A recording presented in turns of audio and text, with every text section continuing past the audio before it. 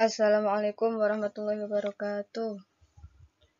Bertemu lagi dengan pelajaran Bahasa Indonesia.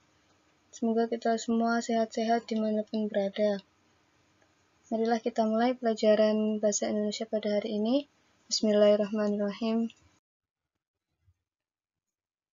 Baik, selanjutnya kita akan membahas materi yang kedua setelah kita kemarin membahas tentang pengertian dan jenis-jenis teks persuasi.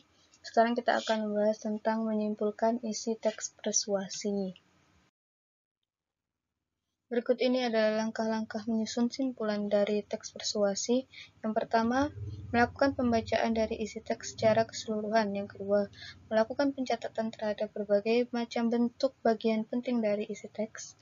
Yang ketiga, melakukan pemahaman terhadap hubungan logis antar bagian-bagian penting, antar bagian satu dengan yang lain. Yang keempat, melakukan perumusan dari berbagai macam bentuk kesimpulan terhadap isi dengan sangat ringkas dan juga jelas. Intinya, untuk menyusun simpulan, kita harus membaca teks itu keseluruhan, kemudian kita catat bagian-bagian yang penting, dan terakhir kita hubungkan antar bagian tersebut menjadi sebuah kesimpulan, menjadi sebuah paragraf yang ringkas.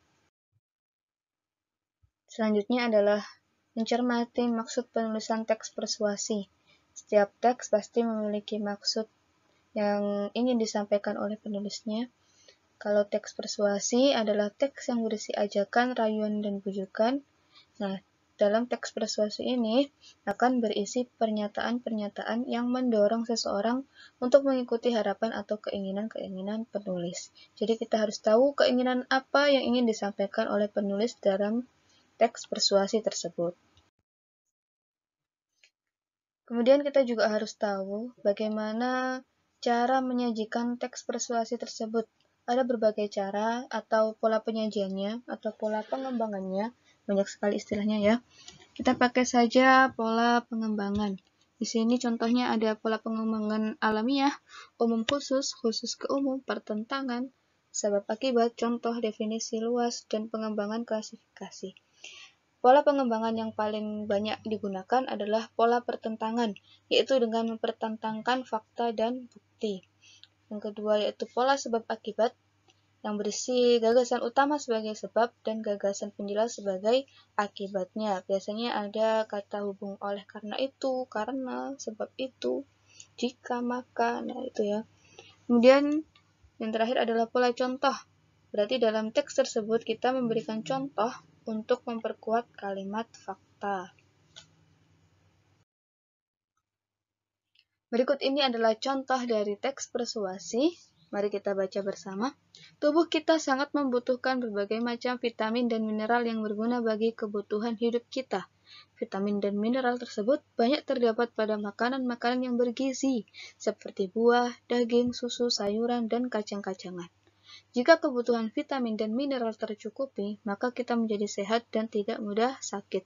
Sebaliknya, jika kekurangan vitamin dan mineral, kita akan mudah terserang penyakit. Oleh karena itu, agar tubuh kita menjadi sehat, makanlah makanan-makanan yang bergizi. Selain itu, jangan lupa untuk mengimbanginya dengan olahraga yang teratur. Dari teks di atas, kita dapat menarik sebuah kesimpulan. Kesimpulan ini kita dapat dari mencari bagian-bagian penting atau kita sebut gagasan pokok tiap paragraf. Dari teks di atas kan ada 3 paragraf, jadi kita cari masing-masing paragraf satu kalimat inti yang bisa kita jadikan kesimpulan.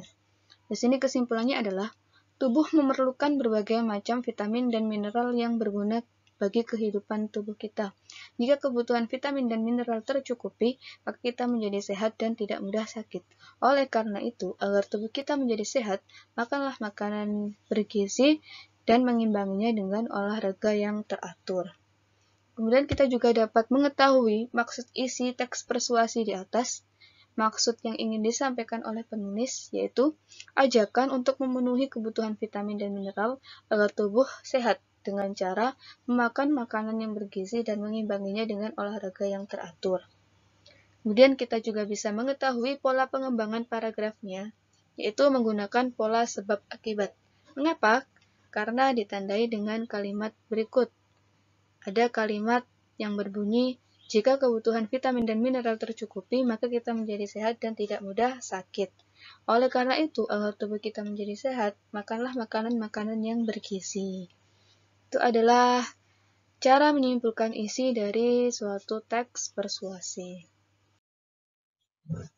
Baik, yang terakhir, untuk mengetahui seberapa paham kalian terhadap materi hari ini, maka saya akan memberikan tugas. Tugasnya sama seperti contoh di atas, yaitu menentukan simpulan, maksud isi, dan pola pengembangan teks persuasi di bawah ini. Itu tentang narkoba temanya. Kalian baca dulu baik-baik, kalian catat di buku tulis masing-masing, kalian kerjakan, nanti ketika tatap muka kalian kumpulkan tugasnya. Baiklah, sekian dulu dari saya, semoga bermanfaat. Wassalamualaikum warahmatullahi wabarakatuh.